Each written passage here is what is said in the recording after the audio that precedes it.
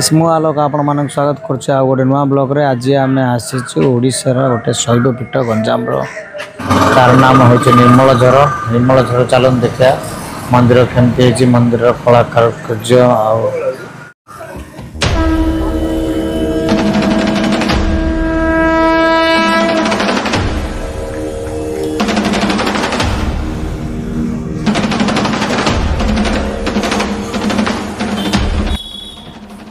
ये होची सही झर जो झरु यही स्थानर नामकरण है निर्मल झर।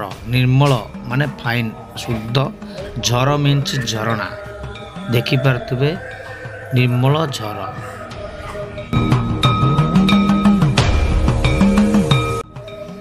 ये होची बाबा नीलकंठेश्वर मंदिर। चलतु दर्शन करवा, चलतु। जय बाबा नीलकंठेश्वर। ओम नमः शिवाय, ओम नमः शिवाय, ओम नमः शिवाय।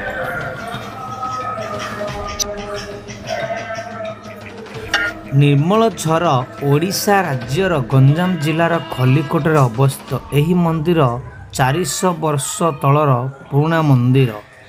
यही मंदिर खलिकोटर मर्दराज राजवंशर सबुठार लोकप्रिय एवं शक्तिशाली शासक राजा अपराजित श्री बालुकेश्वर मर्दराज द्वारा निर्मित होइथिला।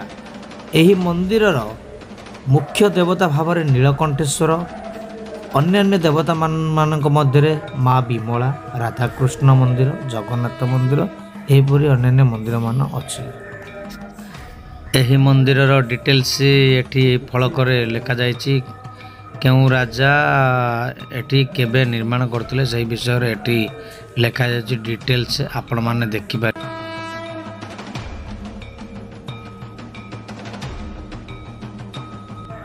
ये लगुची जगत पिता ब्रह्मांकर मंदिर लगुची। तापर चलन देखिबा। ये देखंतु ये कुंड, शंख चक्र गदा पद्म लगुची माने नारायणकर मंदिर। चलतु मंदिर बाहर कांथरे केमिति दृश्यमान होइछि देखंतु। खोदित होइछि कला कारीगरी, सेही टाइम रो कारीगर मानकर कारुकार्य। आउ बहुत सुंदर लगुछि। 400 वर्ष तले एमिति पत्थर रे निर्माण करथिले, माने भल लगुछि। आउ माने बेसिना सीमेंट रे सब हेला, दो आगे पत्थर रे करथिले। और चलते भितर को जा, भितर कारुकार्य देखा टे। ये होची सही दृश्य जेते बेले गोपपुर रे गोपी माने जमुना रे स्नान करथिले, सेते बेले श्रीकृष्ण तांको सहित मजा करी वृक्ष उपर रही तांकर पोशाक सब नहीं जाइथिले। सेते बेले गोपी माने तांको पोशाक मागिथिले। सेते बेलर एई दृश्य बहुत सुंदर भाव रे कारीगर माने यही कांथरे खोदित कर, बहुत सुंदर लगुच। आउे देखा गले भल लगुच। श्री राधाकृष्ण दर्शन करंतु। ये देखंतु गोवर्धन को श्रीकृष्ण काणी आंगुठे धरचंती। मंदिर छातर देखंतु केमती दृश्य बहुत सुंदर लगुच। माने सेते बेले केमती देवादेवी विग्रह मंदिर छातरे केमती माने खोदित ही माने निर्माण करचंती। आ तापर देखिबा चलंतु।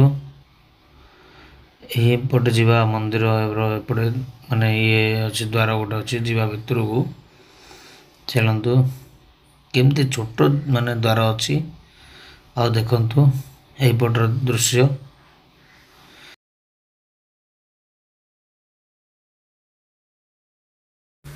तापरे जीवा में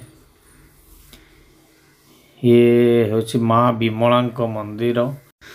माँ विमला को दर्शन करला परे चलतु आगो जीवा। ये गोटे देखो से झरना तो इे आसी। आ देखो ये झरनार पानी कुआड़ कुआड़ आसी देखु। चलतु आगो जीवा। ये गोटे देखो मंडप। तब देखो झरनार पानी भक्त माने केमती पानी नौ पानी माने दूर दूर जो आस भक्त मैंने नौकरी। तापरे आमर देखंतु सीढ़ी चढ़ी आसला एपटे देखंतु श्रीकृष्ण मूर्ति विग्रह माने खोदित रही। ये देखंतु ମାନେ 10 ଅବତାର କାନ୍ଥରେ 10 ଅବତାର ମାନେ ଖୋଦିତ କରିଛନ୍ତି ସେତେବେଳର କାରିଗର ମାନେ। ଦେଖନ୍ତୁ କେମିତି ଏବେ ତ ନାମକରଣ ଦିଆଯାଇଛି ଗ୍ରାନାଇଟ୍ ଇଏରେ। ଆଉ ଦେଖନ୍ତୁ ବହୁତ ମାନେ ଅଛି। ତାପରେ ଏପଟେ ବି ଅଛି ମାନେ କାନ୍ଥର ମାନେ ଯୋଉଟା 10 ଅବତାର ଲାଇନରେ ଅଛି ସେମାନେ।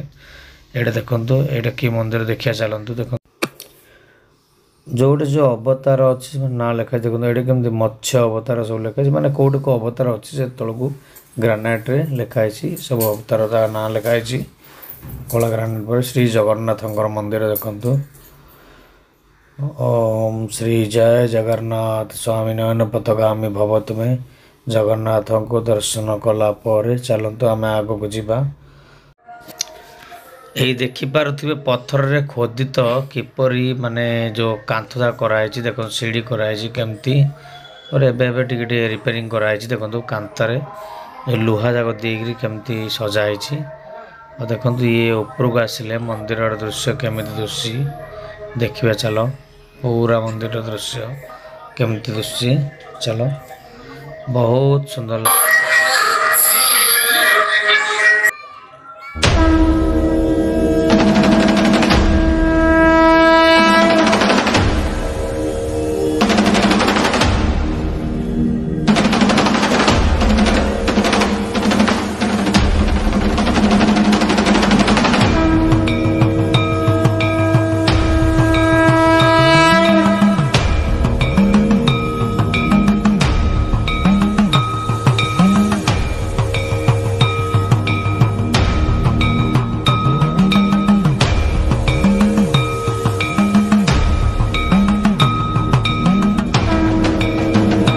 ଆପଣମାନେ ବି ଆସନ୍ତୁ ଦର୍ଶନ କରନ୍ତୁ ଗଞ୍ଜାମର ଶୈବପୀଠ। ଆଉ ଭିଡ଼ିଓଟା ଯଦି ଭଲ ହେଇଥିବ ଲାଇକ୍ କରି କମେଣ୍ଟ କରି ସେୟାର କରି ସବସ୍କ୍ରାଇବ୍ କରି ରହୁଛି। ଧନ୍ୟବାଦ। ଜୟ ହିନ୍ଦ।